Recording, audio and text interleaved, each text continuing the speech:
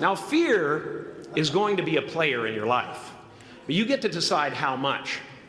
You can spend your whole life imagining ghosts, worrying about the pathway to the future, but all there will ever be is what's happening here, and the decisions we make in this moment, which are based in either love or fear. So many of us choose our path out of fear disguised as practicality. What we really want seems impossibly out of reach and ridiculous to expect, so we never dare to ask the universe for it. I'm saying I'm the proof that you can ask the universe for it. Please.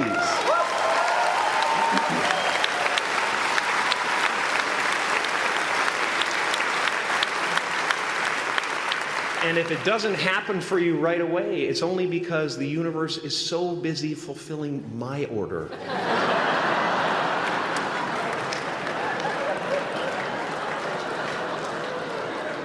Party size!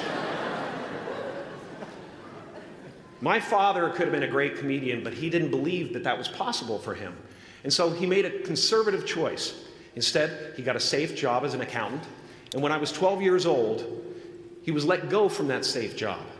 And our family had to do whatever we could to survive. I learned many great lessons from my father, not the least of which was that you can fail at what you don't want. So you might as well take a chance on doing what you love.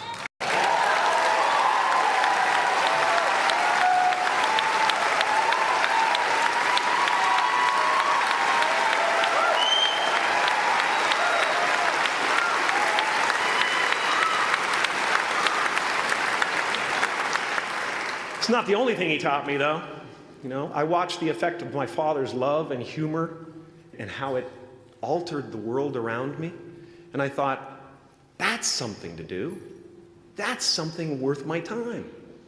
It wasn't long before I started acting up. You know, people would come over to the house and they'd be greeted by a 7-year-old throwing himself down a large flight of stairs. They would say, "What happened?" And I would say, "I don't know. Let's check the replay." I'd go back to the top of the stairs and come back down in slow motion.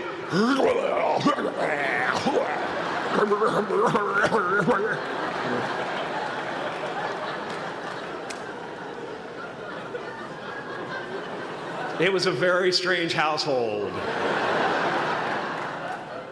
My father used to brag that I wasn't a ham, I was the whole pig.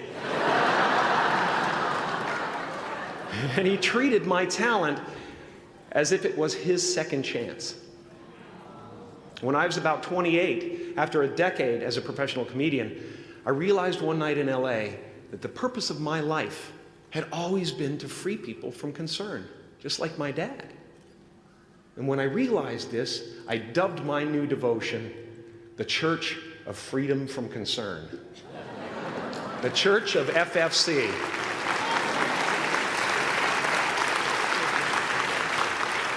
And I dedicated myself to that ministry. What's yours? How will you serve the world? What do they need that your talent can provide? That's all you have to figure out.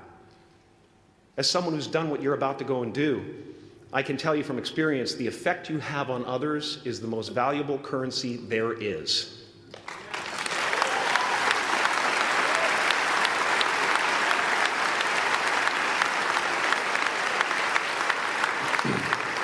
Because everything you gain in life will rot and fall apart, and all that will be left of you is what was in your heart.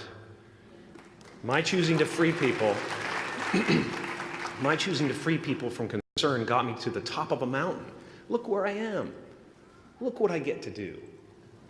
Everywhere I go. I'm going to get emotional because when I tap into this, it really is extraordinary to me. I did something that made people present their best selves to me wherever I go.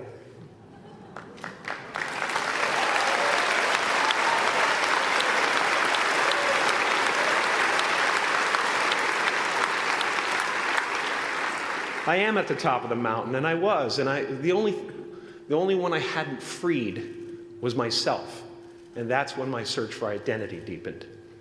I wondered who I'd be without my fame. Who would I be if I said things that people didn't want to hear?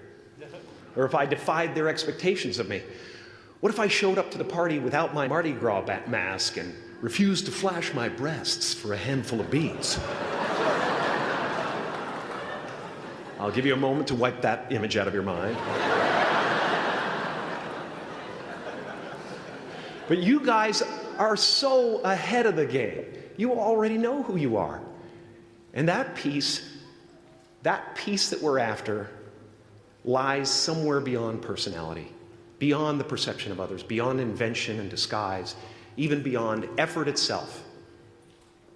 You can join the game, fight the wars, play with form all you want, but to find real peace, you have to let the armor go. Your need for acceptance can make you invisible in this world. Don't let anything stand in the way of the light that shines through this form. Risk being seen in all of your glory.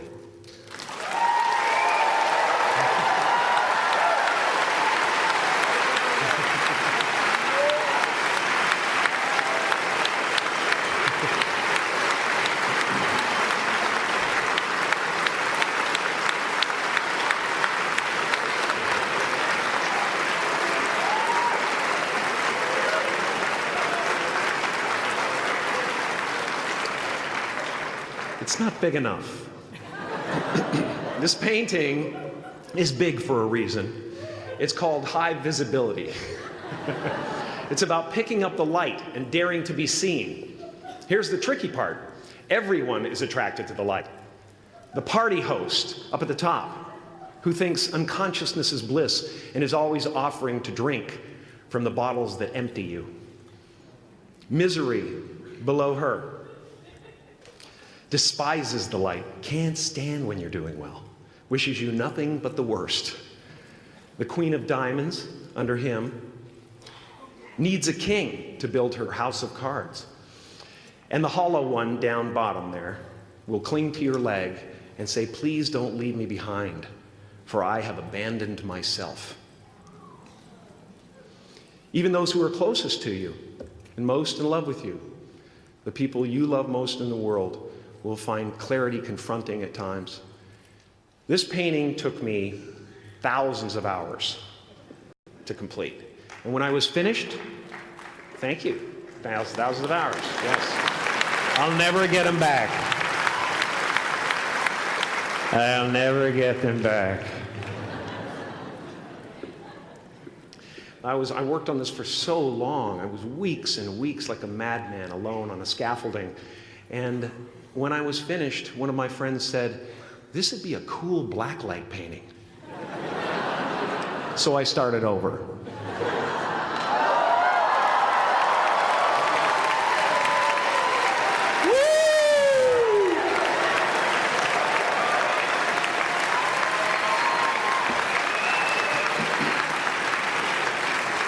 Welcome to Burning Man. Some pretty crazy characters up there, but better up there than in here. You know, painting is one of the ways, thank you. Painting is one of the ways I free myself from concern, a way to stop the world through total mental, spiritual, and physical involvement. But even with that comes a feeling of divine dissatisfaction, because ultimately, we're not the avatars we create.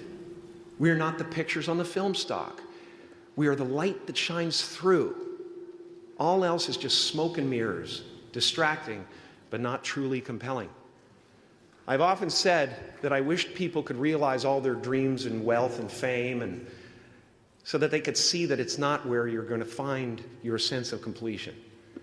Like many of you, I was concerned about going out into the world and doing something bigger than myself, until someone smarter than myself made me realize that there is nothing bigger than myself.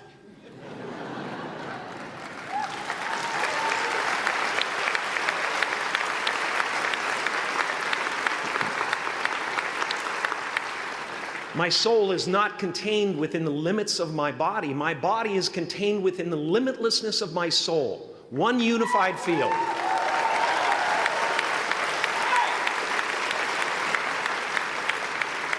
One unified field of nothing, dancing for no particular reason, except maybe to comfort and entertain itself.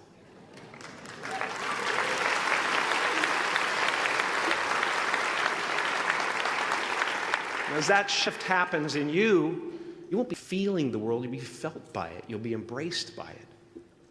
Now I'm always at the beginning. I have a reset button, and I ride that button constantly. Once that button is functioning in your life, there's no story that the mind could create that will be as compelling. The imagination is always manufacturing scenarios, both good and bad, and the ego tries to keep you trapped in the multiplex of the mind.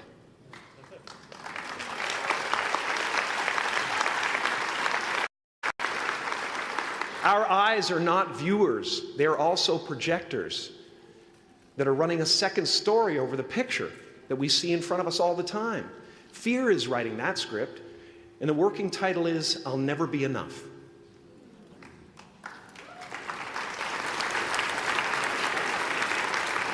Now you're going to look at a person like me and say, how could we ever hope to reach those kind of heights, Jim?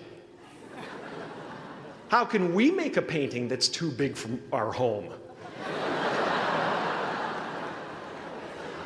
How do you fly so high without a special breathing apparatus? This is the voice of the ego. And if you listen to it, there will always be someone who's doing better than you.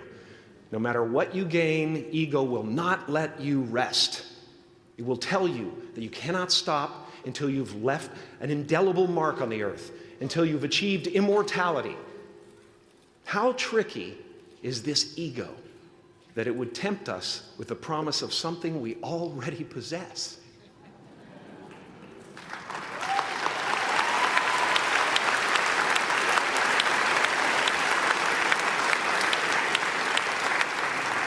So, I just want you to relax. You know, that's my job. Relax and dream up a good life. I had a substitute teacher from Ireland in the 2nd grade that told my class during morning prayer that when she wants something, anything at all, she prays for it and promises something in return, and she always gets what she wants. Well, I'm sitting at the back of the classroom, you know, thinking, wow, my family can't afford a bike, you know. So I went home and I prayed for one. And I promised I would recite the rosary every night in exchange. Broke that promise. But 2 weeks later, I got home from school to find a brand new Mustang bike with a banana seat and Easy Rider handlebars. Yeah. From fool to cool.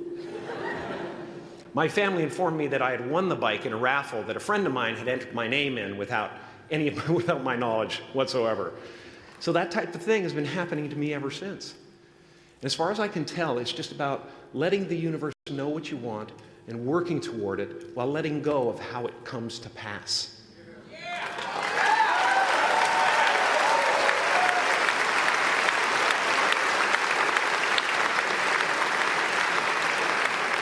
Your job is not to figure out how it's going to happen for you, but to open the door in your head. And when the door opens in real life, just walk through it.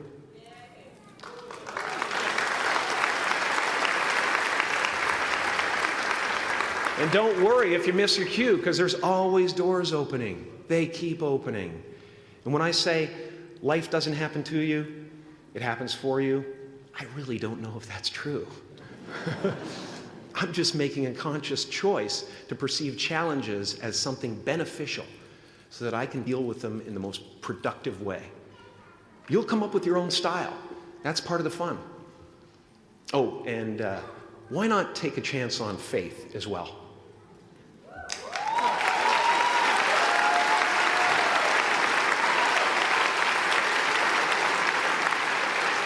Take a chance on faith. Not religion, but faith. Not hope, but faith. I don't believe in hope. Hope is a beggar. Hope walks through the fire, and faith leaps over it.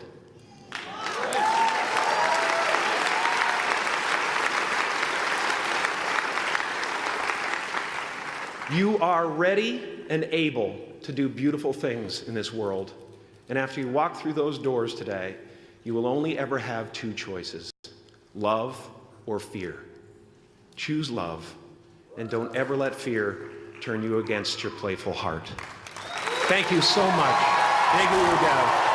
I'm so honored. Thank you.